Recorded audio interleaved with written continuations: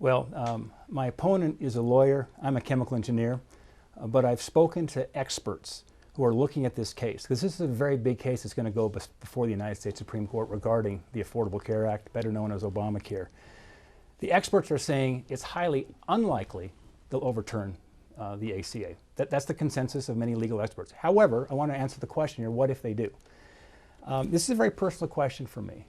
My sister Susan, who was born and raised in Bozeman, spent her entire life in Bozeman with her 4 children.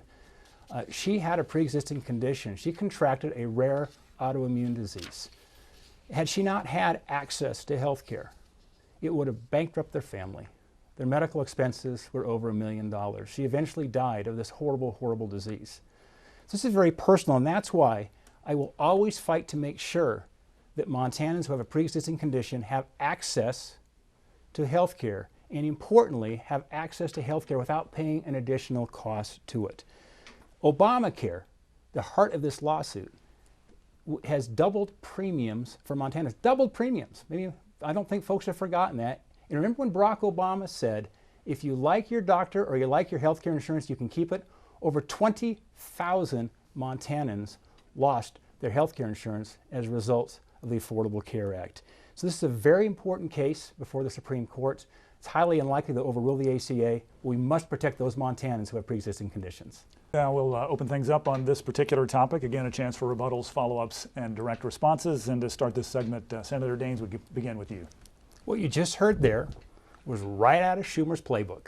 I can tell you that because if you were to go watch the Senate debates tonight that are going around the country in places like Maine, in Iowa, as well as Montana, what Governor Bullock just articulated was exactly what Chuck Schumer has put in the playbook as they're running against Republicans, and that's what you're seeing parroted right now across this nation.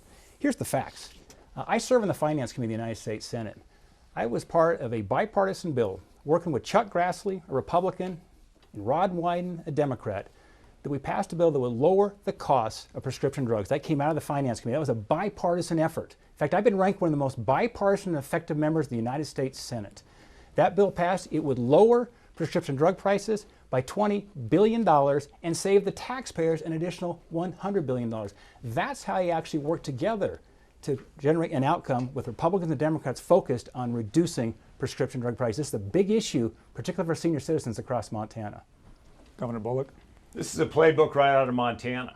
We've actually brought folks together to get you health care. Senator Daines has tried to strip it away.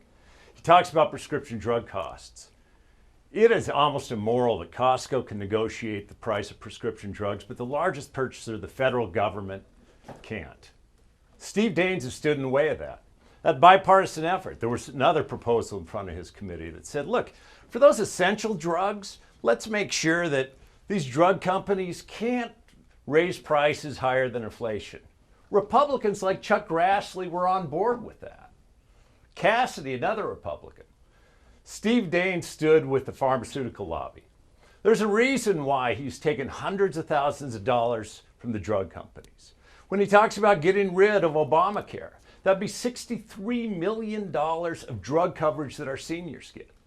Steve Daines is with the corporations and special interests, not making sure that your health care will be taken care of. Senator Daines. Yeah, well, let's come back to a basic fact here.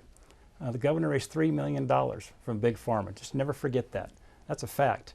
But I'll tell you what, the Congressional Budget Office took a look at that proposal that Steve Bullock just talked about, this negotiating piece. You know what it said? It says this: if they did that, the choices that our senior citizens would have, this relates to Medicare is what he's talking about there, that our senior citizens would see many of their choices for their prescription drugs restricted.